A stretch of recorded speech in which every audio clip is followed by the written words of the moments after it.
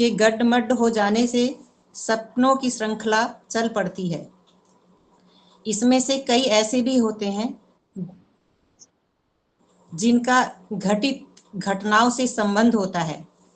कुछ में चिंताएं एवं इच्छाएं मूर्तिमान होकर दृश्यमान होती हैं। सभी सपनों के बारे में ऐसी बात नहीं है। कुछ गहरी नींद में आते हैं, श्रृंखलाबद्ध चलते हैं और सार्थक भी होते हैं। ऐसे सपने प्रायः रात्रि के अंतिम चरण में आते हैं। उनकी मन पर गहरी छाप भी पड़ती है, जबकि निरर्थक होने पर वे बिखरे हुए और धूमिल विरल होते हैं।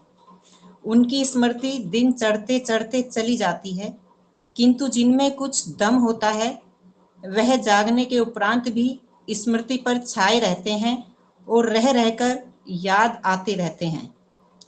कईयों के लिए सार्थक सपने पूर्व सूचना के रूप में आते हैं। जो देखा था वह हो चुका होता है या होने वाला होता है। कईयों में सारगर्भित मार्गदर्शन होता है। उसके सहारे अपनी गतिविधियों को जोड़कर खतरे से बचा जा सकता है अथवा लाभ मिल सकता है। ऐसे सपने प्रायः किन्हीं अदृश्य सहायकों द्वारा प्रेरित होते हैं। मृत आत्माओं में कुछ दुष्ट प्रकृति भी होती है, जो अवसर मिलने पर दिवा स्वप्नों के रूप में उन्हें भी स्मृति की चिंता, भय, निराशा जैसी स्थिति उत्पन्न करती है और आभास कराती रहती है। किंतु जिनका स्तर ऊंचा है उन्हें पितर कहते हैं। वे अपनी उदार सद्भावना को चरितार्थ करने के लिए दूसरों की सहायता करने की मनः स्थिति में रहती हैं और साधारण मनुष्यों से कहीं अधिक बढ़ी चढ़ी अपनी जानकारी के आधार पर ऐसा परामर्श देती रहती हैं, जिसे अपनाकर मनुष्य अधिक अच्छी स्थिति का लाभ उठा सके। किंतु ऐसे स्वप्न संकेत ग्रहण करने वालों की मनः स्थिति संवेदनशील होनी चाहिए। उनमें अदृश्य शक्तियों के साथ तालमेल बिठा सकने योग्य मानसिक स्वच्छता होनी चाहिए। कपटी, मायावी, पाखंडी, क्रोधी, आतुर, आवेशग्रस्त व्यक्ति इस संदर्भ में सफल नहीं हो पाते। नशेबाजों का मस्तिष्क भी अस्त व्यस्त रहता है और वे इस स्थिति में नहीं होते कि अदृश्य संकेतों को आकर्षित कर अवधारण कर सकें। ऐसी कितनी ही घटनाएं प्रकाश में आती रहती हैं, जिसमें स्वप्न माध्यम से किन्हीं को ऐसी सूचना मिली जिनके सहारे वे आश्वासन और मार्गदर्शन प्राप्त कर सके और उनके सहारे अतिशय लाभान्वित हुए। यदि वह सहायता उन्हें न मिली होती तो वह सुयोग प्राप्त न कर पाते और उन्हें उपलब्ध हुआ। 17वीं शताब्दी में फ्रांसीसी रेने देकार्ते गणित संबंधी गूढ़ विषयों का पर शोधरत थे। प्रश्न ऐसे पेचीदे थे जिनका हल ढूंढते हुए उन्हें सप्ताहों बीत गया, पर कोई समाधान न मिला। इसी बीच उन्होंने एक सपना देखा जिसमें संकेत रूप में उनके समाधान बताए गए, जिनकी खोज में वे लगे हुए थे। इस आधार पर वे द्विभागीय वैश्लेषिक ज्यामिति का निर्धारण कर सके और गणित क्षेत्र में मूर्धन्य माने गए। फ्रांस के एक दार्शनिक कोडोरेक्ट ने भी कितनी ही उलझी गुत्थियों का समाधान स्वप्नावस्था में ही पाए थे। वे बहुधा दिन में जिन तथ्यों को ढूंढ न पाते, उनके संबंध में रात्रि के लिए निर्णय छोड़ देते और सो जाते। सवेरा आते ही प्रतीत होता कि कोई निष्णात उनसे मिला और उलझनों को सुलझाकर रख गया। 16वीं शताब्दी में इटली के जेरम कार्टिने ने एक बड़ा ग्रंथ लिखना प्रारंभ किया, पर उसमें स्थान स्थान पर तथ्यों को जोड़ने की आवश्यकता पड़ती थी। वह सामग्री उपलब्ध करना कठिन था। ऐसी दशा में पुस्तक किस प्रकार प्रामाणिक और सर्वमान्य बनती। इस कठिनाई में उनके स्वप्न सहायक होते रहे। समय समय पर तथ्य सामने आए, वे काल्पनिक और यथार्थवादी होते थे। उनके जुड़ते रहने से पुस्तक सब प्रकार से प्रामाणिक बन गई। 18वीं शताब्दी के प्रसिद्ध संगीतज्ञ जिड मेधी वायलिन बजाने में असाधारण प्रतिभा संपन्न हुए। उन्हें किसी ने भी वह कला नहीं सिखाई। वादक का कहना था कि रात्रि के समय कोई अदृश्य सहायक उन्हें जगाकर संगीत सिखाता रहा। इस आधार पर उनकी प्रगति साधारण रीति से नहीं वरन चमत्कारी गति से अग्रगामी होती रही। इसका परिणाम उसे अपने समय का सर्वोत्तम संगीतकार बनने के रूप में उपलब्ध हुआ। उसने संगीत शिक्षण पर कुछ पुस्तकें भी लिखी, जिसमें से द डेविलिन टूले का बहुत प्रसार विस्तार हुआ। रॉबर्ट लुइस स्टीवेंसन ने अनेक ग्रंथ लिखे हैं, जिनमें से कुछ बहुत ही प्रख्यात हुए हैं। इन प्रख्यात ग्रंथों में लिटिल ट्यूलिप, वर्डवीज, मिस्टर हाइड आदि विशेष रूप से प्रख्यात हैं। लेखक का कथन है कि उसे इन पुस्तकों के प्रकरण, आधार, कथानक एवं उतार चढ़ाव स्वप्नों के आधार पर ही हस्तगत होते रहे हैं। उसकी निज की पूर्व तैयारी उसके संबंध में नहीं के बराबर थी और उसने तथ्यों को ढूंढने में भी कोई विशेष प्रयास नहीं किया। फिर भी कृतियां असाधारण बन पड़ी। इनका श्रेय उन स्वप्नों को है जो उन्हें क्रमबद्ध रूप से आते रहे। अंग्रेज कवि कॉलरिज अपने समय में संभ्रांत सम्मानित कवियों में रहे हैं। उनकी रचनाओं का संकलन कुबला खान नाम से प्रख्यात है। ये कविताएं उन्हें कोई आकर स्वप्न में सुनाता था, वे उसी समय उठकर नोट कर लेते थे। जितना अंश भूल जाते उसे दूसरे दिन अपनी समझ से पूरा करते। इसी प्रकार वह रचना पूरी हुई और प्रकाश में आई, जनसाधारण द्वारा सराही और अपना ली गई। यूनान के दार्शनिक अरस्तु ने अपने ग्रंथों में स्वप्नों की सार्थकता पर प्रकाश डाला है।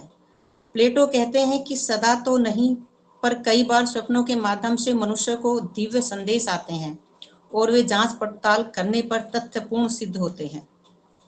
स्वप्न विवेचना के संबंध में प्लेटो का ग्रंथ रिपब्लिक ऐसे अनेक सिद्धांतों पर प्रकाश डालता है जो बहुत ही तथ्यपूर्ण है। इसी से उन्होंने लिखा है कि स्वप्न विद्या में भी प्रवीणता प्राप्त की जा सकती है और अविज्ञात को प्रत्यक्ष रूप से देखा जा सकता है।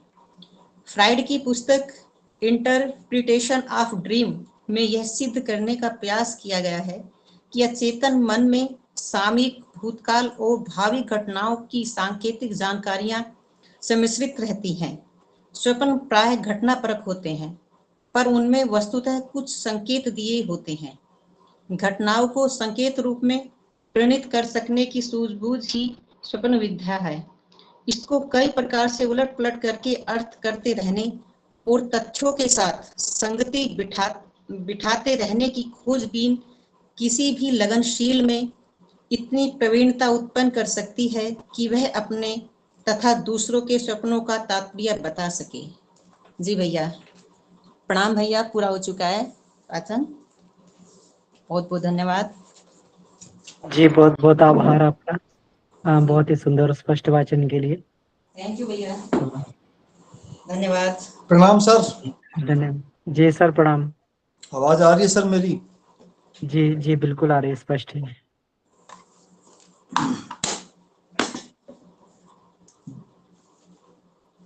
सभी साधकों को प्रणाम, सभी साधक भाई बहनों को। जैसा कि आज का जो विषय है, दिव्य संकेतों का आधार अचेतन का उभार, विषय के हेडिंग से ही विषय से ही एक ऐसा आभास मिलता है कि यदि अचेतन का परिष्कृत होगा अचेतन किसी का, तो उसे दिव्य संकेत आएंगे। इसमें ये स्पष्ट उल्लेख है। तो विषय बहुत अच्छा है और ऐसा भी है कि बड़ी जिज्ञासा लोगों को बनी रहती है कि मेरे को ऐसा आभास हुआ है, मेरे को ऐसा हुआ है, मेरे को ऐसा स्वप्न आया, मेरे को ऐसा नहीं आया। तो उसको काफी हद तक इसमें सुलझाने का प्रयास किया गया है। परमपूज्य गुरुदेव की एक पुस्तक इस विषय में अलग से भी है, वैसे सपने सच्चे भी झूठे भी, और बड़ी साइंटिफिक पुस्तक है। तो एक तो बात है कि देखिए, जब श्रद्धा, विश्वास तथा साधना की नियमितता से साधक धीरे धीरे प्रगति करता है, तो उसमें अचेतन मन का परिष्कार होना तो एक साधारण सी बात है। और जितने भी हमारे साधनात्मक कर्म कांड हैं, जितने भी हमारे क्रियाकलाप हैं, जितने भी हमारे क्रिया योग हैं, भले ही वो शारीरिक हैं चाहे वो मानसिक हैं, उन सभी का उद्देश्य भी केवल और केवल अचेतन का परिष्कार ही है। भावनाओं के जो संस्कार होते हैं वो अंतर्मन में गहरे तक बैठ जाते हैं, और भावनाओं का परिष्कार भी साथ साथ होता रहता है साधना में। प्राय जो भी हमारे ये साधक हैं, किसी भी आप साधना पद्धति से साधनारत हैं, उनके जो स्वप्न होते हैं वो सार्थक ही होते हैं, वो निरर्थक नहीं होते। देखिए, निरर्थक स्वप्न तो उनको आते हैं जिनकी जीवनचर्या, जिनका पूरा व्यवहारिक जीवन अस्त व्यस्त होता है, वो सिस्टमेटिक नहीं हो पाता है, वो व्यवस्थित नहीं हो पाता है, और उनको जो अस्त व्यस्त आएंगे क्योंकि उनकी मानसिक स्थिति, उनका जो कॉन्शियस माइंड है, उनका जो चेतन मन है, ना वो व्यवस्थित होता है और ना ही अचेतन की तो खैर बात ही क्या है। तो इसलिए जो निरर्थक स्वप्न है वो उनको ही आते हैं। साधक जो है, जब धीरे धीरे वो प्रगति की तरफ बढ़ता है साधक, तो उसको कोई मतलब ऐसे स्वप्न नहीं आते जिनका अर्थ ना हो, जिनका अर्थ अच्छा ना हो। तो कुछ में कभी कभी क्या होता है कि चिंताएं आएंगी और इच्छाएं जो पूरी नहीं होती हमारी, वो मूर्तिमान होकर आगे आगे खड़ी हो जाएंगी और बड़े एक सिस्टमेटिक ढंग से आएंगी, एक सीगल तरीके से आएंगी। यदि हमारी मानसिक स्थिति संवेदनशील नहीं है, मतलब परिष्कृत नहीं हो पाई हमारी मानसिक स्थिति, तो उन सपनों को हम डिकोड नहीं कर पाते हैं, मतलब उनको आसानी से समझ नहीं पाते। कभी कभी कंट्रोवर्सी भी हो जाती है कि मेरे को ऐसा आया तो ऐसा हुआ, उनको ऐसा आया तो ऐसा हुआ, तो ऐसा हुआ वैसा हुआ, ऐसा कुछ अव्यवस्थित तो प्रकृति में है नहीं। हमारी उनको डिकोड करने की क्षमता, हमारी उनको समझने की क्षमता, हमारी उनको एक तरह से एक्सप्लेन करने की क्षमता इतनी अच्छी नहीं होती है, या उस स्तर की नहीं हो पाती है जो उनको हम समझ पाए या उनको एक्सप्लेन कर पाए, उनको डिकोड हम कर पाए। एक बात और भी है कि इन सपनों का यदि हम एक तरह से क्लासिफिकेशन देखें तो गुरुदेव ने इनका क्लासिफिकेशन 4 भागों में कर दिया है। शॉर्टकट में मैं बताने का प्रयास करूंगा क्योंकि समय की यहाँ बाध्यता भी है। एक तो कुसंस्कार जब निकलते हैं हमारे अंतःकरण से, हमारे मन से जब वो कुसंस्कार निकलते हैं, तो कुसंस्कार जो होते हैं वो बहुत गहराई तक, जो हमारी वृत्तियां हैं, जो हमारी प्रवृत्तियां हैं, वो बहुत गहराई तक जड़े जमाए बैठे रहते हैं। और जब वहां से वो निकलते हैं तो एक तरह से वो स्थान रिक्त होता है, या हम ऐसा भी कह सकते हैं कि सुसंस्कारों को प्रवेश कराने के लिए कुसंस्कारों का वहां से रिप्लेस होना बड़ा जरूरी है, और वो निकलते भी हैं। ये एक ऑटोमेटिक प्रोसेस है। यदि साधना हमारी नियमित रूप से चल रही है और श्रद्धा विश्वास के साथ चल रही है, तो वहां से कुसंस्कार हटेंगे और सुसंस्कार वहां पर स्थापित होंगे। तो कुसंस्कार जब बहुत गहरे तक जमे बैठे हैं, वो जब अपना स्थान खाली करते हैं, तो बड़े बड़े ऊट पटांग सपने भी आते हैं, और वो बड़े हमारे अंतःकरण में कई दिन तक छाए भी रहते हैं। वो हमारी मानस पटल पर छाए रहते हैं, हमें कई दिन तक उनकी याददाश्त बनी रहती है, भले ही हम उनको डिकोड कर पाए या ना कर पाए। और ये प्रोसेस जो है ये कंटिन्यूस चलता रहता है। इतने साधक का अंतःकरण पवित्र नहीं हो जाता, या ऐसा कह सकते हैं इतने साधक का अचेतन पवित्र नहीं हो जाता, अचेतन में सुसंस्कारों की स्थापना नहीं हो जाती है। ऐसा नहीं है कि कोई इसमें ऐसा कंट्रोल पॉइंट है कि नहीं उसके बाद ये बंद हो जाएगा या तब ये शुरू हो जाएगा। एक बार एक पुस्तक शायद अमन जी ने पढ़ी होगी, स्वामी सोम तीर्थ हुए हैं, वो शक्तिपात मार्ग से थे, अब तो सही छोड़ दिया उन्होंने। उनकी पुस्तक बड़ी फेमस हुई थी, वो हृदय मंथन। तो हृदय मंथन में भी उन्होंने सेम जिक्र किया है कुसंस्कारों के बारे में, कि कुसंस्कार जब भी जाएगा तो ऐसी ही आपको स्थिति दिखाई देगी, स्वप्न में दिखाई दे, आपको प्रत्यक्ष दिखाई दे, जैसी उस वक्त दिखाई दी होगी आपको जब वो कुसंस्कार ने आपके अचेतन में अपना स्थान बनाया था, जब वो वहां स्थापित हुआ था। तो सेम पोजीशन होती है जब वो कुसंस्कार जाता निकल के हमारे यहाँ से, तब भी सेम पोजीशन होती है। तो इसलिए कोई ऐसा गड्ढमड वाली बात जो गुरुदेव ने इसमें यूज की है, कोई ऐसा स्वप्न दिखाई हमको दे रहा है कि जिसको हम नहीं समझ पाए, उससे घबराना नहीं है हमको। तो और कुसंस्कार के बारे में गुरुदेव ने कहा भी है। मैं एक गायत्री महाविज्ञान की 4 लाइन में अपने साधक भाई बहनों के सामने कोड करनी भी चाहूंगा। प्रश्न नंबर 108 पे गायत्री महाविज्ञान में गुरुदेव ने लिखा है इसके बारे में कुछ संस्कारों के बारे में। उन्होंने लिखा है कि काम वासना अन्य सब मनोवृत्तियों से अधिक प्रबल है। काम भोग की अनियंत्रित इच्छाएं मन में उठती हैं, उन सबका सफल होना असंभव है, इसलिए वे परिस्थितियों द्वारा कुचली जाती रहती हैं और मन मसोस कर वे अतृप्त असंतुष्ट प्रेमिका की भांति अंतर्मन के कोप भवन में खटपटाटी लेकर पड़ी रहती हैं, खटपाटी लेकर पड़ी रहती हैं। यह अतृप्ति चुपचाप पड़ी नहीं रहती, परंतु जब अवसर पाती है निद्रा अवस्था में अपने मंसूबों को चरितार्थ करने के लिए, मन के लड्डू खाने के लिए मन चीते स्वप्न का अभिनय रचती है। तो कहने का मतलब यह है कि जो कुसंस्कार हमारे बहुत अंदर तक जाके बैठ गए हैं, तो वो कभी कभी लगता है हमको कि उनकी धुलाई हो गई है, परंतु जब उनकी स्क्रीनिंग की जाती है ना साधना द्वारा, तो उनमें यदि एक माइनर भी कोई बहुत छोटा भी कोई कण रह गया उसका, तो वो अपने अंदर एक बहुत बड़ा आकाश छुपाए हुए, अपने अंदर एक बहुत बड़ा स्पेस छुपाए हुए, अपने अंदर एक बहुत बड़ा एक कहानी छुपाए हुए। तो जब वो उसको डिलीट करेंगे, उसको वॉश आउट हम करेंगे या ऑटो मोड पे वो होगा, तो ऐसी स्थितियों का सामना हमको करना पड़ेगा जैसी स्थिति में वो जब वो स्थापित हुआ था, तो उसमें एक झटका हमको लगता है, और जैसे बंदूक से गोली निकलती है जब झटका लगता है, सेम वही झटका लगता है। दूसरे तरह के स्वप्न के बारे में गुरुदेव ने बोला कि वो सत्वगुणी मतलब दिव्य तत्वों की वृद्धि सूचक स्वप्न बोला उनको।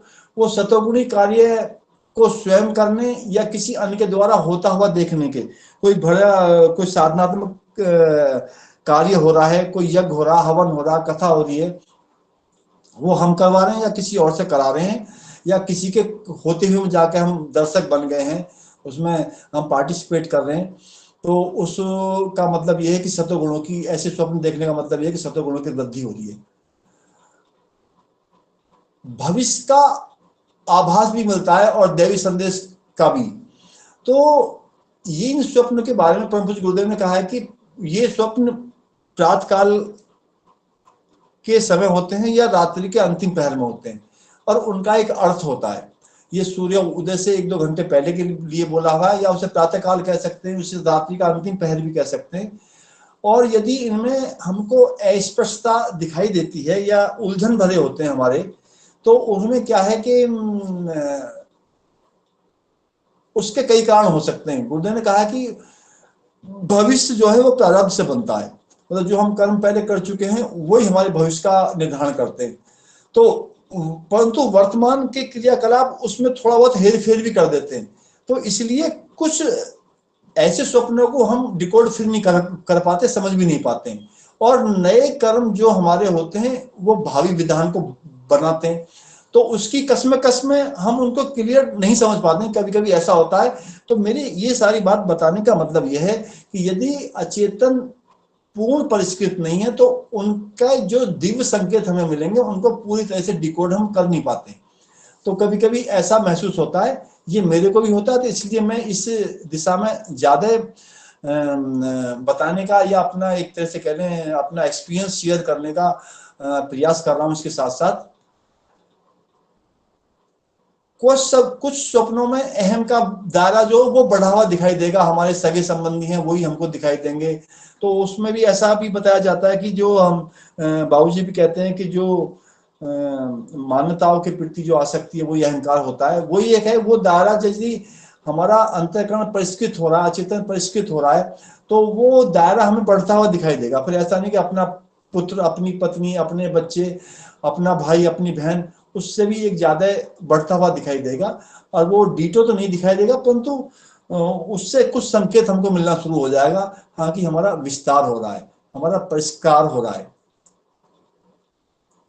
साधक की मनोभूमि यदि पूर्ण परिष्कृत नहीं होगी, पूर्ण निर्मल नहीं होगी, तो ये सब जो है, ये एक तरह से सारे जो सिद्धांत हैं, ये जो सारी बातें मैं बताने का प्रयास कर रहा हूँ, ये सब आपस में ऐसी मिलीजुली हो जाती हैं कि उनको डीटो डिकोड कर पाना बड़ा मुश्किल होता है।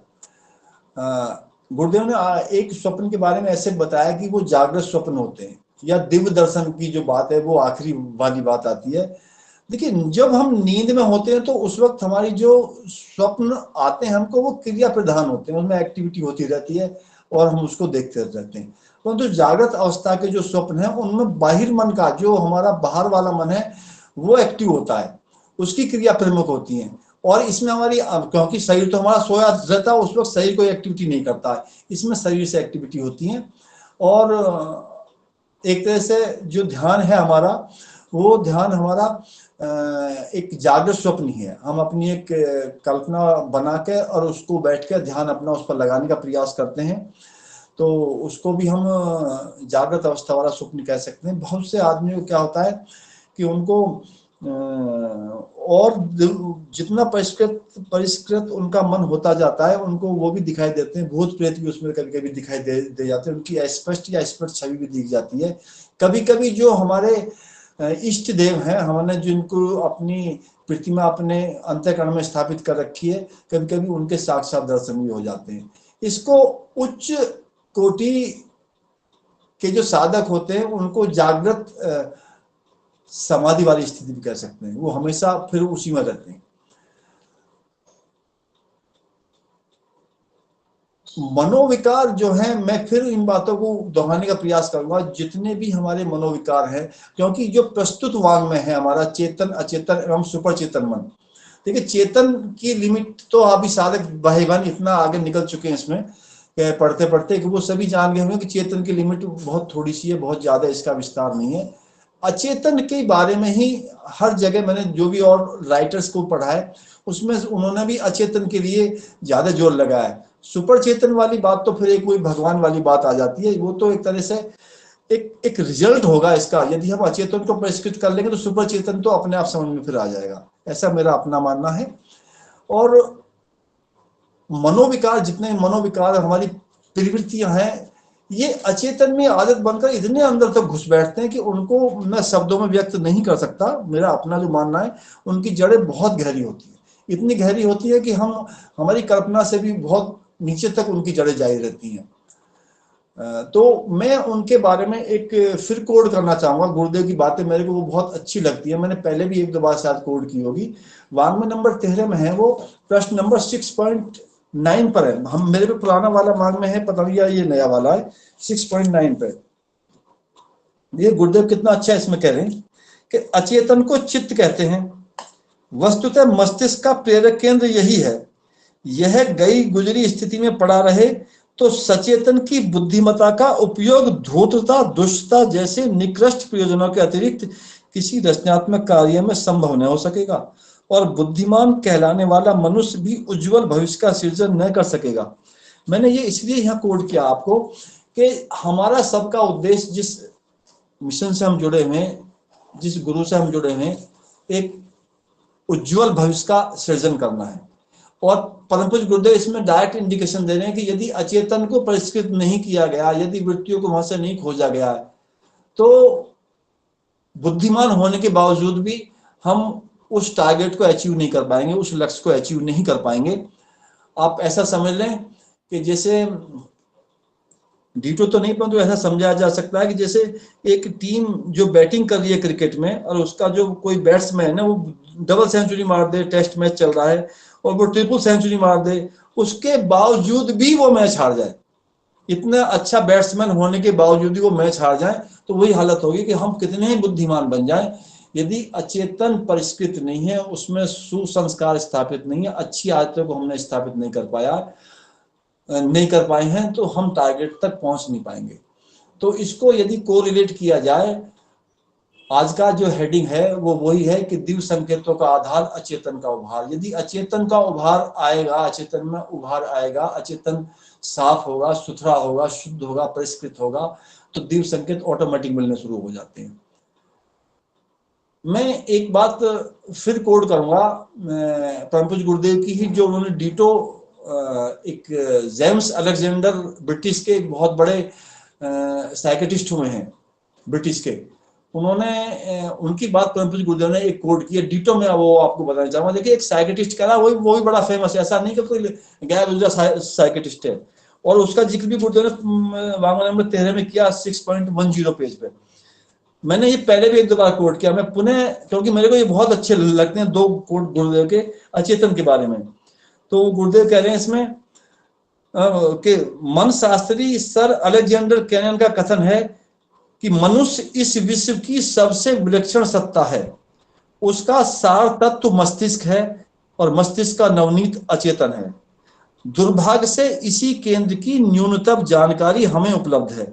यह नहीं जाना जा सका कि इस संस्थान को प्रभावित, परिवर्तित और परिष्कृत करने के लिए क्या किया जा सकता है। शरीर चिकित्सा में काम आने वाले उपचारों की पहुंच वहां नहीं है।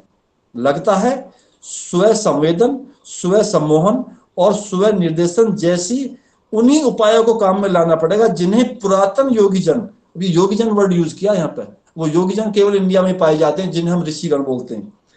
पुरातन योगीजन अपने ढंग से काम में लाते रहे हैं। जो हो संसार ही की सुख शांति और मानवीय प्रगति के मर्म केंद्र तक हमें पहुंचना ही होगा। किसी उपाय से अचेतन को नियंत्रित करने की विधि व्यवस्था हस्तगत करनी ही होगी। इसके बिना समुन्नत व्यक्ति और समृद्ध विश्व की संभावना बन न सकेगी।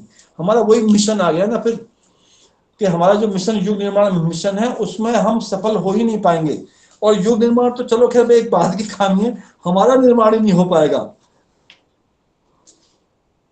तो मैं इसमें जितना समझ पाया, क्योंकि मेरा स्वाध्याय इसका बहुत ज्यादा नहीं था, इसका चेतन अचेतन वाले का इसका सॉरी ये जो चल रहा है हमारा वांग में, तो अमन जी का आदेश होता है तो कभी कभी थोड़ा बहुत मौका मिलता है अपने एक्सपीरियंस शेयर करने का।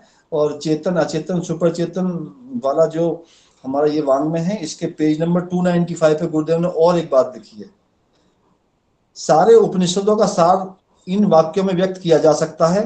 यदि अचेतन और उच्च चेतन को गढ़ने में जुट पड़ा जाए तो प्रतीत होगा कि बड़ी से बड़ी संपदा एवं सफलता पाने की तुलना में अधिक महत्वपूर्ण लाभ उठाया जा रहा है। इसे दुर्भाग्य कहना चाहिए कि बहुमूल्य रत्न राशि अपनी ही तिजोरी में भरी पड़ी हो और तनिक तनिक सी बात के लिए जिस से याचना करते फिरा जाए। बाह्य पुरुषार्थ से वैभव कमाया जाता है, किंतु अंतर्मुखी पराक्रमों से मनुष्य को तत्वदर्शी, मनीषी और देवमानव बनने का सौभाग्य मिलता है। वांग में नंबर 22 पेज नंबर 295 का है। आदरणीय बाबूजी भी एक बात कहते हैं कि उनसे जब एक क्वेश्चन पुटअप किया गया, ओशो के एक फॉलोवर थे, उन्होंने जब उनसे क्वेश्चन पुटअप किया कि आप अपने पूर्व जन्म को जानते हैं, तो बाबूजी बोले मैंने कहा नहीं, मैंने कभी उस पर सोचा नहीं। तो बाबूजी ये बात कोड करते हैं अपने लेक्चर में कि फिर मैंने आके रात को सोचा, और मैं कोई भी मेरी एक कोई क्वेरी होती है, कोई जिज्ञासा होती है, कोई कठिनाई होती है, तो रात को मैं सोने के बाद में उसको अचेतन को सौंप देता हूँ और सुबह तक स्वप्न में उसका आंसर मुझे मिल जाता है। तो बाबूजी ने भी ये बताया था कि मेरे को स्वप्न दिखाई दिया कि मैं राजस्थान के किसी एरिया में हूँ, बहुत बड़ा घर है, वहां पर हम रह रहे हैं। तो समथिंग कोई ऐसा इंडिकेशन मिला कि बाबूजी पूर्व जन्म में राजस्थान से थे, ऐसा कुछ इंडिकेशन उन्होंने अपने लेक्चर में बताया था। तो मेरे को जो बताना था अमन जी, मैं उतना बता चुका हूँ। मैं जितना समझ पाया उतना मैंने इसको एक्सप्लेन कर दिया आपके सामने, और बाकी आप अपने अनुभव इसमें बताएं। और भी साधक भाई बहन जुड़े हैं काफी इसमें। जी अमन सर।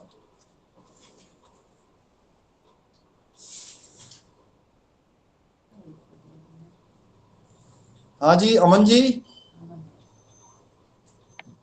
जी बहुत बहुत आभार आपका सार प्रस्तुतिकरण के लिए। आपने जो है बहुत ही सुंदर इसको गायत्री महाविज्ञान के उदाहरण लेकर इसको समझाने का प्रयास किया है। और ये बात भी है इसकी, इसको अंतिम उसमें देखा जाए, अंतिम पंक्तियों में देखा जाए तो बात भी ठीक है। घटनाओं को संकेत रूप में परिणित कर सकने की सूझबूझ ही स्वप्न विद्या है। इसको कई प्रकार से उलट पुलट करके अर्थ करते रहने और तथ्यों के साथ संगति बिठाते रहने की खोजबीन में किसी भी लग्नशील को इतनी प्रवीणता उत्पन्न कर सकती है कि वह अपनेता दूसरों के सपनों का तात्पर्य बता सके। ये बिल्कुल सही है। और जो ये पंक्तियां लिखी गई हैं, इसमें जो गायत्री महाविज्ञान का भाग है, साधकों के स्वप्न निरर्थक नहीं होते, उसमें 4 जो कैटेगरी के स्वप्न बताए गए हैं वो बहुत सहायक है। तो जब हमने इन चैप्टर्स को पढ़ा, वो वाले चैप्टर को पढ़ा और उसको चिंतन मनन किया, तब अपने बहुत सारे स्वप्नों को डिकोड करने का, जो आप अभी कह रहे थे, बहुत सारे स्वप्नों को एक उसके सिलसिलेवार उसका ये घटनाक्रम बनाने का जो है ये उसमें रुचि पैदा हुई, और बहुत सारे स्वप्नों को हमने सार्थकता के साथ में जोड़ा भी, और साथ में जो है उसके हमें रिजल्ट भी मिले भविष्य दर्शन के रूप में, चाहे अचेतन के रूप में जो है अचेतन की सहायता के रूप में बहुत सारी हमें चीजें मिली जब उस चीज को ये कर पाए। ये वास्तव में एक विद्या है। इसको जिस प्रकार से जो ये होते हैं गणित ज्योतिष में गणितज्ञ लोग जो हैं या ज्योतिष लोग जो हैं नक्षत्र को और काल नक्षत्र तिथि और ये सबको मिलाकर उसमें जो है एक गणित ज्योतिष के हिसाब से उसका फल निकालते हैं। तो बिल्कुल इसी तरीके से है, सपनों को अगर हम लोग अगर इस विद्या को जान लें और इसको सिलसिले से अगर इसको लगाना चालू कर दें, बिखरे पत्तों को अगर सिलसिले से लगाना चालू कर दें, तो निश्चित ही हमारे लिए ये जो अर्थपूर्ण बन जाएंगे और बहुत ही हमें इसकी सहायता मिलेगी इसमें। ये किस तरीके से सार्थक होते हैं, एक आध घटना मतलब जो है मैं बताता हूँ। अभी अभी रिसेंटली की घटना है, पिछले अभी अभी रविवार की घटना है। तो कुछ कारणवश जो है रविवार को क्लास होती है सुबह, तो उसकी पीपीटी तैयार करते हैं, तो कुछ कारणवश उसकी पीपीटी तैयार नहीं हुई थी, तो ऐसे ही अधूरी पीपीटी करके उसको सोना पड़ा। चिंता लगी हुई थी मन में कि पीपीटी तैयार नहीं, सुबह क्लास कैसे होगी। तो ये बड़ी चिंता लगी हुई थी मन में, वैसे करके ऐसे ही चिंता करते करते सो गए।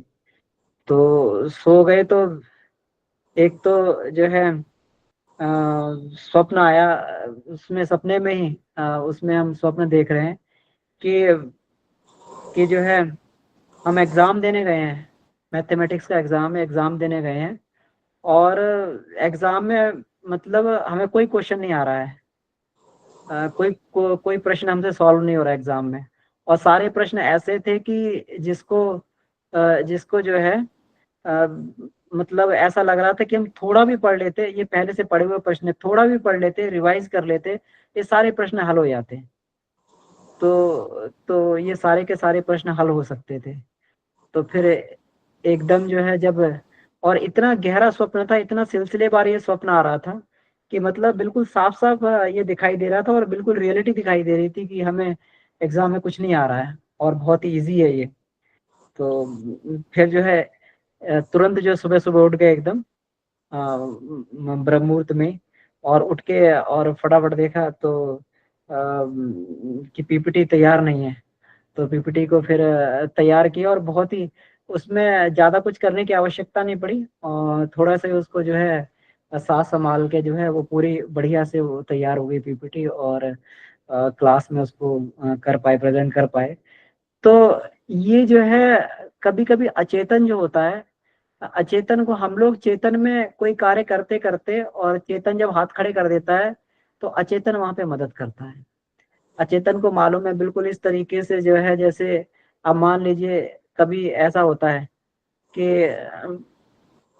बच्चों के एग्जाम होते हैं और माँ बाप को रात में नींद नहीं आती है, बच्चे तो सो जाते हैं, माँ बाप को रात में नींद नहीं आती, रात भर जगते रहते हैं कि सुबह बच्चे को उठाना है, पेपर उसका जो है कहीं लेट ना हो जाए, कहीं ये होना है। माँ बाप जो है रात भर उनकी नींद उड़ी उड़ी रहती है, और सुबह से उठा के बच्चे को बेटा उठ के पढ़ लो, रिवाइज कर लो, ये सब कर लो। तो ऐसे अचेतन भी कितना अदृश्य सहायक होता है। ये कोई ना कोई घटनाक्रम के माध्यम से हम लोगों को बताता रहता है, अचेतन जो है घटनाक्रम के माध्यम से, कि तुम्हारा ये काम छूटा, ये छूटने वाला है भविष्य में, है ना। तो वो सारी की सारी झलकी और वो पूरी की पूरी घटनाक्रम उस तरीके से दिखा देता है, और उसका वो भी दे देता है, उसका जो है एक कि अगर नहीं करेंगे तो ये कैसा होगा, उसका रिजल्ट भी दिखा देता है, एक आभासी रिजल्ट भी दिखा देता है, अगर नहीं करेंगे तो किस तरीके से उसको जो है। तो ये कहना चाहिए कि अमन जी, इसमें मैं एक बात और कोट करनी चाहूंगा कि जब जॉब में था, मैं रिटायर नहीं हुआ था, तो उस वक्त क्या था कि क्योंकि बहुत सुबह जुनून था उस वक्त, तो सुबह जगना पड़ता था। तो जग के सुबह 2 बजे जगे, अपने स्वाध्याय किया, फ्रेश हुए, अपने 4 बजे बिल्कुल ध्यान पे बैठना पड़ता था। तो जो इतनी क्वेरीज आती थी, बाबूजी से भी एक लिमिट होती है क्वेश्चन पूछने की, उनकी बताने की क्षमता बहुत ज्यादा थी, परंतु मन सबको ग्रहण नहीं कर पाता या समझ नहीं पाता था। तो इतना ज्यादा थॉट प्रोसेस उस वक्त आता था सुबह को कि उसको कभी कभी ऐसा होता था इसे कैसे कंपाइल करूं, और बहुत सारे क्वेश्चनों के आंसर अपने आप निकल के आते थे। तो मैंने बहुत दिन क्या किया कि मैं जब राइट हैंड पे बैठता था ध्यान के लिए, तो मैं राइट हैंड पे एक डायरी और पेन रखता था, जब भले मुझे ध्यान से उठ कर फिर वो नोट करना पड़े। तो मैं बहुत सारे क्वेश्चनों के आंसर मेरे उसमें निकल के आए। तो अब मैं जब गुरुदेव की बात वो पढ़ते हैं, जागृत स्वप्न या दिव्य दर्शन, और आज का जो अचेतन का उभार और दिव्य संकेत का जो आधार है ना, वो वहां से मेरे को अब को रिलेट होता है कि उस वक्त वो ध्यान की अवस्था में मेरे को इतने क्वेश्चनों के आंसर मिले कि बाबूजी से पूछने की जरूरत भी नहीं पड़ी, और वो ऑटो मोड में सॉल्व हो गई।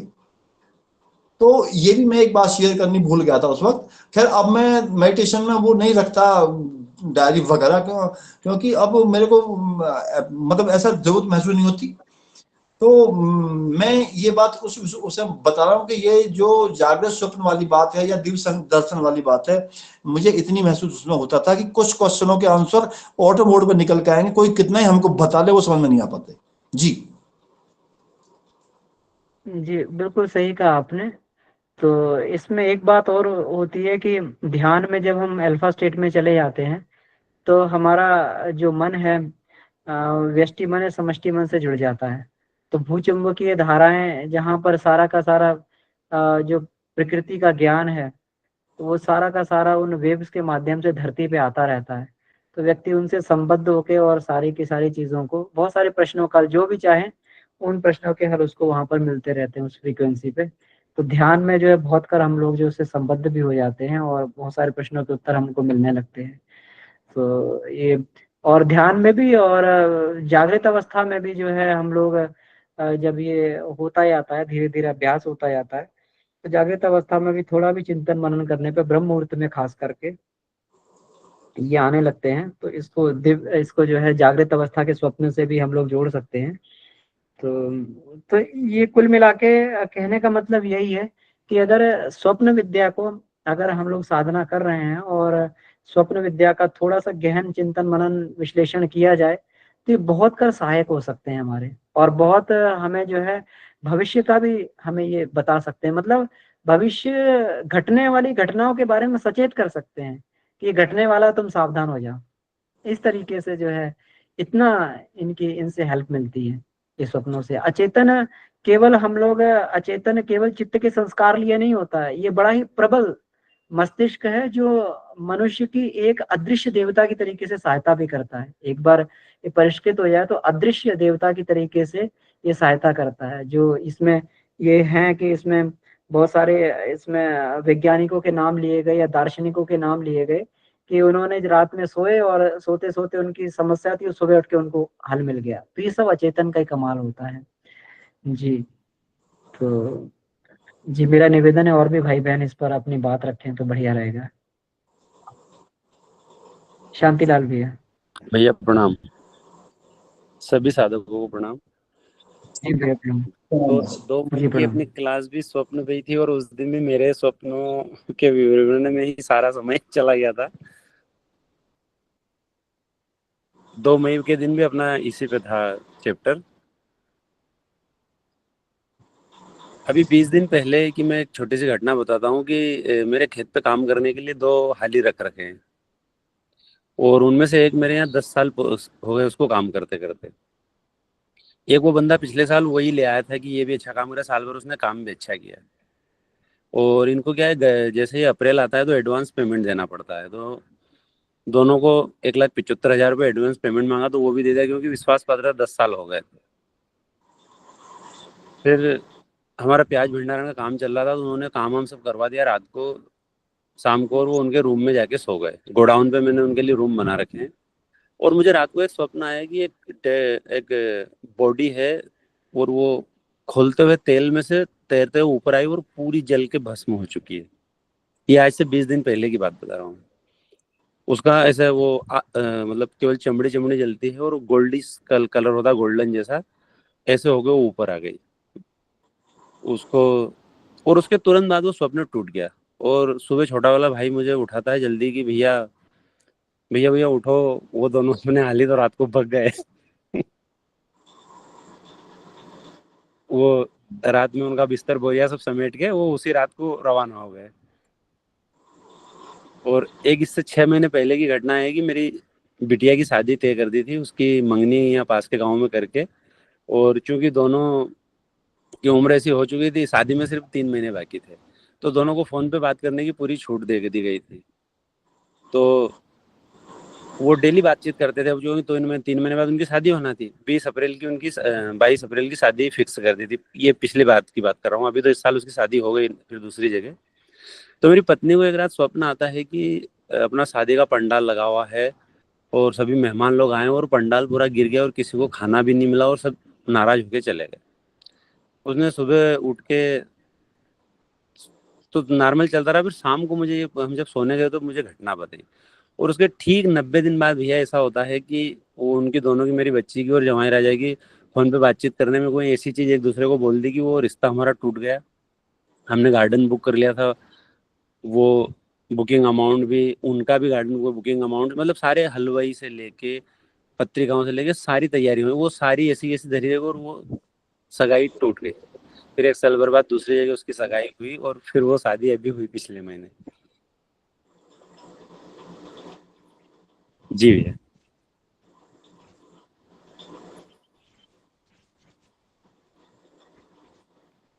जी भैया, तो हम लोग ये समझ सकते हैं कि बहुत सारी चीजें भविष्य में जो है हमें सपने के माध्यम से, भले वो किसी तरीके से दिखाई दे, अपने तरीके से वो दिखाई दे, लेकिन भविष्य का आभास हमें बहुत का स्वप्न में मिल ही जाता है। जी जी जी। जी तो आज जी जैसे अभी आपने बोला कि अगर हम इसमें कुछ और कोशिश करें तो हमें कुछ ऐसे टूल अपने ही मन से पता चल सकते हैं। तो मैं तो आप सभी साधकों से, और आज आज तो खासकर सुशील जी हैं, तो बहुत अच्छी गाइडेंस मिलेगा कि हो सकता है कि मतलब हर बार मैं ये सोचता हूँ कि अपने को तो खराब ही सपना आते हैं, हो सकता है अभी खराबों का भी कोटा पूरा हो गया और आगे कुछ साधना वो और ऊंची उठाए तो अपने को ऐसे टूल अपने ही दिमाग से मिल जाए कि उनको उन अच्छे सपने भी अपने को आने लग जाए और उनको डिकोड करने लग जाए अपन। ऐसा भी संभव हो सकता है। ऐसा मैं थोड़े दिनों से ऐसा मानने लगा हूँ अपने मन से ही, उसे समझाने के लिए। बिल्कुल। क्योंकि सर हाँ जी मैंने जो अमन जी वो पुस्तक शायद आपने नहीं शायद पढ़ी होगी, उस वक्त आप मुरादनगर थे, वो हृदय मंथन इनकी स्वामी शिवम तीर्थ की। उन्होंने इसमें जो लिखा है मतलब या तो गुरुदेव की पुस्तक पढ़ के लिखा, उन्होंने भी ये कहा है कि जब कोई स्वप्न ऐसा दिखाई दे आपको उसमें भयंकर कि आपको कई दिन तक वो याद रहे, आपको पसीना आ जाए, कोई दुस्वप्न जिसे बोलते हैं हम, तो उसमें आप परेशान ना हो। उसमें ऐसा भी हो सकता है कि आपके 90% तो ऐसा ही होता है कि जो कुसंस्कार, कोई ऐसा बहुत बड़ा कुसंस्कार जो आपके अंतःकरण में बहुत गहरी जड़ें जमाए बैठा था, वो निकल के गया है। अब वो बात कितनी सच है कितनी झूठ है ये तो मैं अपने पर इसको कभी नहीं देख पाया, पर मुझे गुरुदेव की उनकी दोनों की बात एक सी लगती है। गुरुदेव ने भी ऐसा लिखा है कि जब वो जो पहले वाले स्वप्न के बारे में गुरुदेव ने जो बताया कि वो जो अच्छे गुणों का, अच्छे संस्कारों का जो स्थापना होती है वो पहले वाले स्वप्न में ही है, जिसमें गुरुदेव लिखते हैं कि ये कुसंस्कार उसमें से जाते हैं और अच्छे संस्कार उसकी जगह आते हैं। कुसंस्कारों का निष्कासन गुरुदेव ने उसका नाम दिया है। तो कुसंस्कारों के निष्कासन पर झटका तो लगता है जी।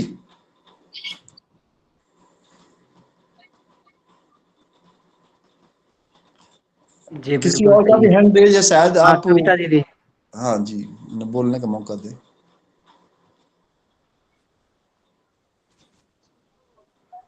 कविता दीदी अपने आप को अनम्यूट कर लें। सभी को डॉक्टर प्रणाम। अर्चना भी आप दिखाई दे रही हैं, इनका भी हैंड रेज है। जी जी जी। ये कविता पहले दीदी अपनी बात रख ली। हाँ कविता दीदी, आप कुछ कहना चाह रहे हैं कि आपका हैंड रेज, अपने आप को अनम्यूट कर लीजिए आप। जी भैया प्रणाम, सभी को प्रणाम।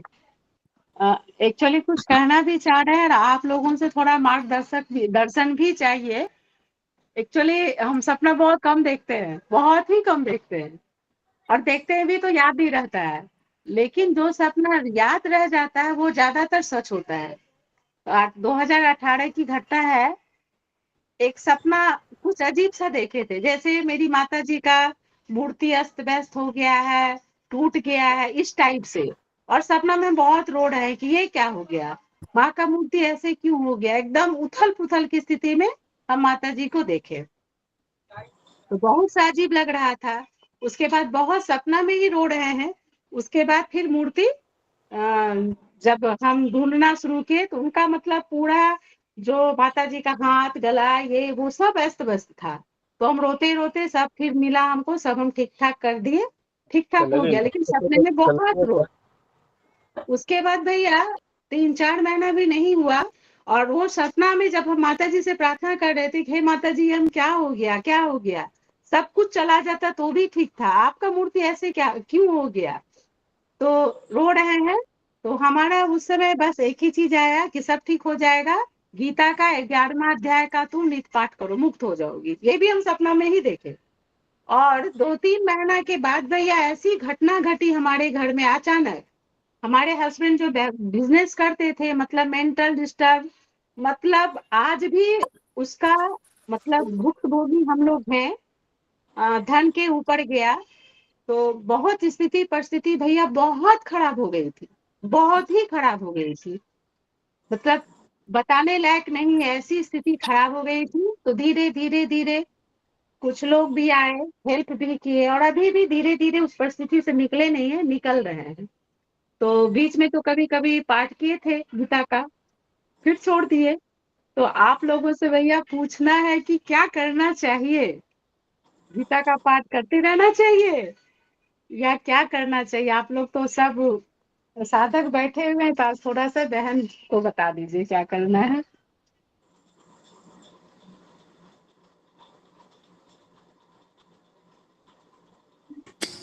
भैया प्रणाम। क्या मुझे मौका मिलेगा मन भैया, हम बोले इस पे? जी जी दीदी जी, बोलें जरूर। हाँ, तो इस पे हमारी भी अनुभव है। जैसे कि देखिए, इसे कहते हैं माया मोह बंधन मुक्त।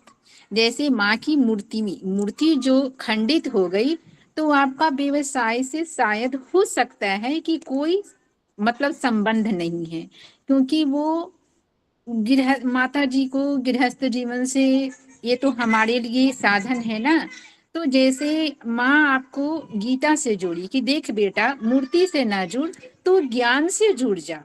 जैसे कि अब हम अपनी बातें कहते हैं, एक समय की बात थी, हम माता जी को अभी भी शीशा के एक फोटो में रखे हुए हैं।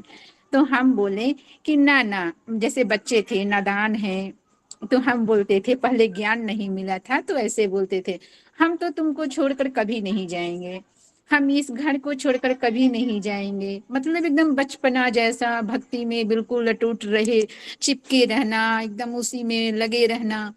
तो एक दिन हम सोए हुए थे तो देखे कि माँ की जो शीशा थी वो चनक से एकदम फटक से आवाज किया। तो हम बोले कि अच्छा माँ, तुम्हारा फोटो क्यों टूट गया? तो माँ बोलती है कि क्यों ना टूट जाए, तू फोटो से क्यों चिपकती है? देख तो गुरुदेव सामने बैठे हैं, इनकी बुक को पढ़, ज्ञान पढ़।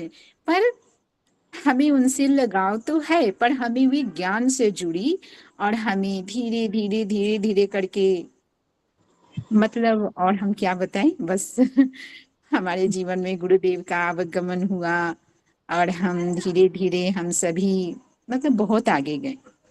तो इसीलिए दीदी, आपका धन की ये अपने अपने दिमाग से हो सके तो ये बात निकाल दें और आप ज्ञान के बारे में सोचिए। आपको गीता का ज्ञान मिला है, 11वां अध्याय, आप उसका अध्ययन कीजिए, आपका सब कुछ सही होगा। वो फोटो से बिल्कुल अलग कर दी है कि हम फोटो में नहीं रहते, तुम्हारे साथ हैं।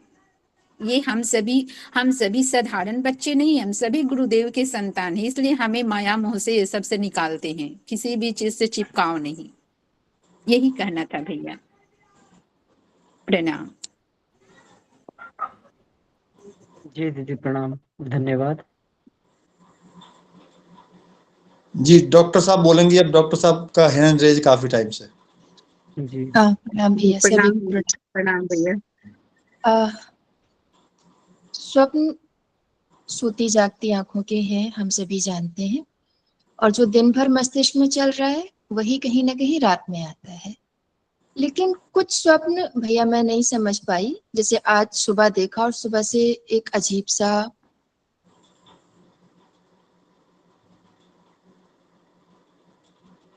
विषाद कह सकते हैं, दुख कह सकते हैं, तकलीफ कह सकते हैं। 2000 से 2006 तक अलीगढ़ में एक परिवार में रही थी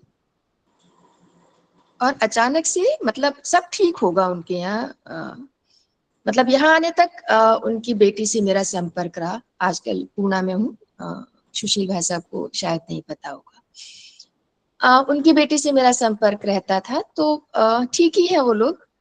आज सुबह मैं देखती हूँ कि उनके घर में मैं बाहर, उनका एक अच्छा खासा घर है अलीगढ़ में, कैनोपी के बाहर एक खुला एरिया है जिसमें एक क्यारी रहती थी, आज भी है, मतलब मेरे यहाँ आने तक मैंने देखा है कि थी। मैं उनसे पूछ रही हूँ, आंटी आप बहुत वीक दिख रहे हो। तो बेटा उम्र है और देखो बेटी का चेहरा भी ऐसा हो रहा है।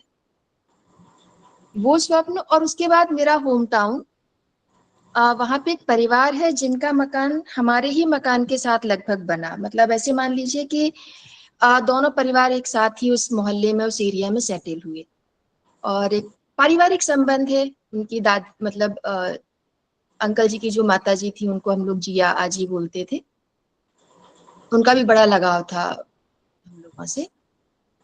और मैं देखती हूँ उनके घर में आंटी जी, अंकल जी और दादी, मेरी माँ भी वहीं पर हैं। फादर मेरे लास्ट ईयर एक्सपायर हो गए, वो भी है। और मैं कह रही हूँ क्यों परेशान है, सब ठीक हो जाएगा। उससे पहले एक स्वप्न देखा था जिसमें फादर कह रहे सबको चलना है, चलो और समय से चलो। मैं नहीं समझ पा रही दोनों को मैं कहाँ कनेक्ट करूं।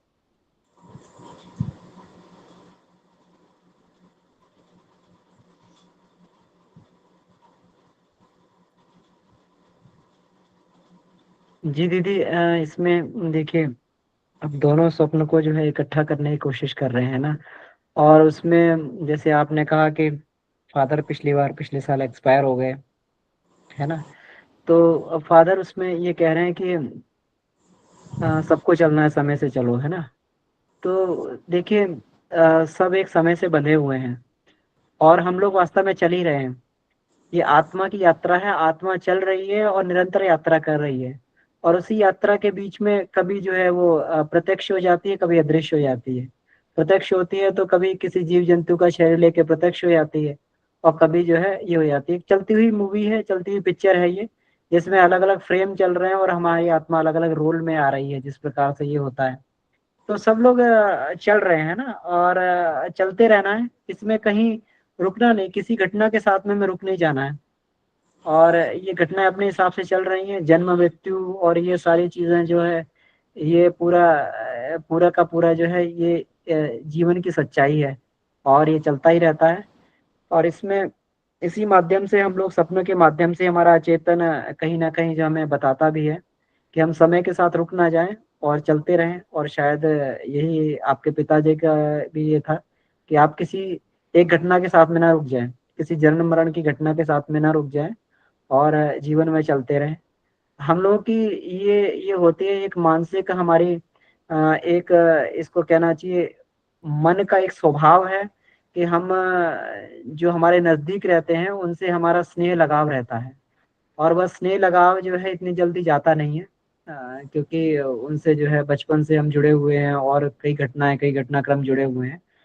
तो ये रहता भी है, लेकिन फिर भी जो है एक तत्व ज्ञान की दृष्टि से हम लोग इसको भी सोच के कि भाई ये तो जीवन की यात्रा है और ऐसा होना ही है। और हम लोगों को भी एक तरीके से चलते ही रहना है, रुकना नहीं है कहीं पर भी, ना किसी घटना के साथ में, ना किसी के साथ में।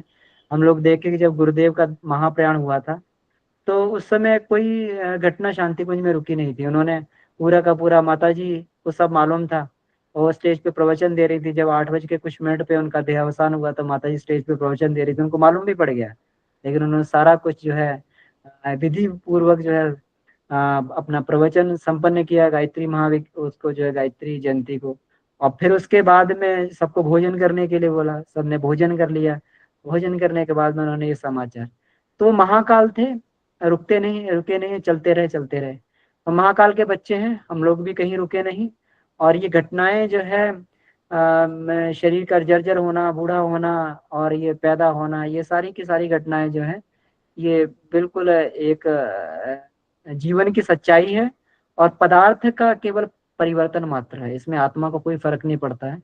इस तरीके से कपड़ा पुराना होता है फटता है नया पहनते हैं, पुराना होता है फटता नया पहनते हैं। तो इसी तरीके से जैसे कपड़े के लिए कभी हम व्यथित नहीं होते, उसी तरीके से अगर शरीर के लिए भी बार बार इस तत्व ज्ञान को मजबूत बना लिया जाए और अपनी और अपने स्वजनों की मृत्यु का हमेशा ध्यान रखा जाए कि किसी भी क्षण ये मर सकते हैं। जिसको हम सबसे अधिक प्यार करते हैं उसके बारे में भी सोचना चाहिए कि हो सकता है ऐसी कल ही मृत्यु हो जाए तो हमारा क्या होगा, है ना। तो इस तरीके से सोचना चाहिए और ये करना चाहिए कि सब, तो कभी भी ऐसा नहीं होगा कि मतलब हमें एकदम एकदम आघात लगेगा। इस सत्य को, मृत्यु के सत्य को रोज, हमें अपनी मृत्यु के सत्य को, अपने स्वजनों की मृत्यु के सत्य को रोज याद करना चाहिए हमें कि ये कभी भी हमसे बिछड़ सकते हैं, कभी भी जो है ये हो सकता है।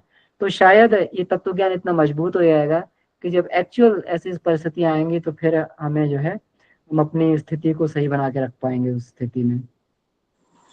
तो अमन जी, इसमें एक बात मैं और कहना चाहूंगा, मैं कविता जी को और डॉक्टर अर्चना को भी, ये एक मेरा जो अपना एक्सपीरियंस है, मैं गुरुदेव के बारे में एक बात और बतानी चाहूंगा कि गुरुदेव अपनी माताजी के अकेले पुत्र थे और जब उनकी माताजी की मृत्यु हुई थी, गुरुदेव जब परिव्रज्या पे थे, कार्यक्रम चल रहे थे, बहुत गूढ़ कार्यक्रम चल रहे थे, दूर दूर तक फैले हुए थे। गुरुदेव ने स्पष्ट कह दिया था कि मैं नहीं, जब तार गया कि मैं नहीं आ पाऊंगा। और वो जो ओम प्रकाश उनके बड़े पुत्र थे, उन्होंने फिर अपनी दादी का अंतिम संस्कार किया मथुरा में। तो माताजी ने आदरणीय उपाध्याय जी को भेजा कि चलो अब तो डेड बॉडी का अंतिम संस्कार तो हो गया, परंतु आ तो जाए, अब आने वाले आएंगे और कार्यक्रम होंगे। तो गुरुदेव ने क्या किया था कि उपाध्याय जी को भी अपने काम में वहीं लगा लिया था। उपाध्याय जी बोले कि मुझे तो जाने दो, माता जी के पास में जाके बता दो तुम्हें गुरुदेव नहीं आ पाएंगे। तो कहने का मतलब ये है कि खैर वो तो महाकाल थे, उनको हम के प्रेरणा ले सकते हैं। दूसरी बात यह है कि हम यदि चिपक भी जाएंगे किसी बात से, हम यदि किसी बात को पकड़ के भी बैठ जाएंगे, तो जो हर क्षण परिवर्तनशील है ये सारा ब्रह्मांड, वो एक ऐसी स्थिति हमारी आ जाती है कि मैं इस एग्जाम्पल से बताने का प्रयास करता हूँ कि यदि हम, ट्रेन आके खड़ी हुई है, ट्रेन के अंदर बैठे हुए हैं हम और ट्रेन स्टेशन पे खड़ी हुई है और हमने ट्रेन की बाहर हाथ निकाल के खिड़की से और कोई खंबा जो स्टेशन पर लगा वो पकड़ लिया बहुत मजबूती से, तो जब ट्रेन चलेगी दो बातें होंगी, या तो खंबा छूटेगा हमारे हाथ से या हमारी बाजू उखड़ जाएगी, ट्रेन तो रुकने वाली ही नहीं है। दूसरी बात जो अमन जी अभी कह रहे थे, वर्स्ट कंडीशन के बारे में हमें सोचना है। हमारे यहाँ एक होता है बड़ी बड़ी कंपनियों में emergency response plan. Emergency response plan में क्या करते हैं कि यदि वर्स्ट कंडीशन एकदम आती है, कोई आपत्ति आती है, कोई एकदम इमरजेंसी आ गई है, वो बिल्डिंग गिरनी शुरू हो गई है, आग लग गई है, और या फूड पॉइजनिंग होगा मतलब हो गया है 400-500 आदमी को एक साथ खाना खाने के बाद में, तो एक्ट कैसे करेंगे हम। तो सबकी ड्रिल भी हमारी होती है, फायर मॉक ड्रिल भी 2 बार होती है, भूकंप की भी होती है, अब तो आतंकवादी हमले की भी होने लगी थी, फूड पॉइजनिंग की भी होती है। तो ये हमें जो ड्रिल है ये हमें करते रहना चाहिए कि फला यदि फला हमारा प्रिय जाएगा तो हमें क्या एक्टिविटी होगी और फला जाएगा तो क्या होगी। अमन जी की बात से मैं 100% सहमत हूँ। हमें झटका ही जब जोर का लगता है जब हमारा प्लान नहीं बना होता उस वक्त, और उस सबके लिए अचेतन को परिष्कृत करना है। अभी कविता जी पूछ रही थी मैं गीता का पाठ करूं या ना करूं, बिल्कुल करिए, परंतु एक बात ध्यान लगा के सुन लीजिए कि केवल इसलिए कीजिए कि मैं अपने कुसंस्कारों को वॉश आउट कर रही हूँ, मेरी जो प्रवृत्तियां वो अचेतन से जारी हैं, अच्छी प्रवृत्तियों का उसमें स्थान आ रहा है और इनके समाधान धीरे धीरे निकलते चले जाएंगे। यदि किन्हीं सपनों को हम डिकोड नहीं कर पा रहे हैं, किसी से वार्तालाप करने के बावजूद भी हम डिकोड नहीं कर पाए, समझ नहीं पा रहे हैं, तो उसमें आप दुखी ना हो। आप यदि साधना की नियमितता बनाए रखेंगे, प्रोसेस की नियमितता बनाए रखेंगे, कंटिन्यूटी बनी रहेगी हमारी, तो एक ना एक दिन वो समाधान ऑटो मोड पर आ जाएगा। मतलब बात ये है कि रिजल्ट पे ना जाए कि ये रिजल्ट क्यों नहीं हमें डिकोड हो गया। आप एक ना 100% रिजल्ट को तो डिकोड होना ही होना, रुक नहीं पाएगा। ये भगवान का विधान है। गुरुदेव के एक बहुत अच्छे शिष्य थे, अब वो उन्हीं के टाइम में आए थे, अब उन्होंने महाप्रयाण कर दिया शांति कुंज में। उनके पास मैंने आना जाना शुरू किया था। तो मैं उनसे केवल एक गुरुदेव की बात पूछता था, मैंने कि गुरुदेव आप क्या कहते थे, कैसे कहते थे? तो बातों बातों में उन्होंने मुझे एक बात बताई थी। गुरुदेव ये कहते थे कि बेटा, मेहनत के फल को या एक्शन के फल को भगवान नहीं, भगवान का बाप भी नहीं रोक पाएगा। ये गुरुदेव के डिटो वर्ड बताए थे उन्होंने मेरे को।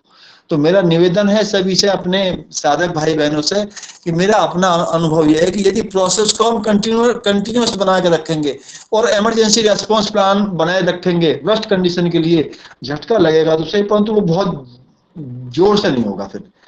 तो अब समय ज्यादा हो गया, मैं अपनी बात को विराम देता हूँ। अमन जी, जी प्रणाम। जी प्रणाम। एक दो लाइन में कविता दीदी की बात को भी इसमें जो है जो कुछ मन में आ रहा था दीदी, तो उसमें जैसे आपको जो स्वप्न आया कि उसमें मूर्ति टूट गई है ना, और गीता का 11वां अध्याय पढ़ने के लिए बोला, तो गीता का 11वां अध्याय विश्व दर्शन योग है, जिसमें हम जो है प्रत्येक कण कण में जो है, प्रत्येक विभूति में, प्रत्येक संसार की वस्तु में विभूति रूप में ईश्वर को ही देखते हैं, है ना। तो ये भी हो सकता है कि ईश्वर आपको गाइड कर रहे हैं कि एक मूर्ति में ही ईश्वर नहीं है केवल, और ये पूरे विश्व में है ना। तो हम एक मूर्ति से निकलकर पूरे विश्व में जो है विराट पुरुष में भगवान का दर्शन करें। ये गुरुदेव भी बार बार इसी बात को कहते थे कि हम विराट पुरुष की पूजा करें, विराट पुरुष का ही दर्शन करें। तो इस तरीके से भी इसको सोचा जा सकता है। तो बहुत बहुत आभार सभी का। आज बहुत अच्छी चर्चा रही। आदरणीय त्यागी जी को बहुत बहुत आभार, आपने जो है इसमें आए, और बड़ा सार्थक रहता है जब आप आते हैं उस दिन का स्वाध्याय। तो इसी के साथ में आइए आज के स्वाध्याय को यहीं समाप्त करते हुए सभी को बहुत बहुत धन्यवाद। जी दीदी कुछ कहना चाह रही हैं? जी भैया, एक बात कहना चाह रहे हैं। हम बहुत बताएं। खुश हैं, बहुत आनंदित हैं कि आप लोगों से शायद गुरुजी ही मिलवा दिए। ये क्लास कर रहे हैं, बातें हो रही है, सद्ज्ञान की बातें हो रही है, स्वाध्याय हो रहा है, हम बहुत प्रसन्न हैं भैया। ठीक है, बहुत बहुत आभार दीदी आप आपका। सबको जी जी बहुत बहुत प्रणाम। जी, जी बहुत बहुत भैया। आभार इसके लिए। तो आइए इसी के साथ में हम लोग जो है अपने स्वाध्याय कक्षा को यहीं समाप्त करते हुए कल पुनः इसी समय हम लोग मिलेंगे। परम पूज्य गुरुदेव, वंदनीय माता जी और सभी ऋषि सत्ता को धन्यवाद देते हुए आइए शांति पाठ करते हैं। ओ शांति शांति शांति। ये समाप्त। सभी को प्रणाम, धन्यवाद। प्रणाम भैया, सभी भैया लोगों को प्रणाम। सभी को प्रणाम। प्रणाम भैया, सभी को प्रणाम।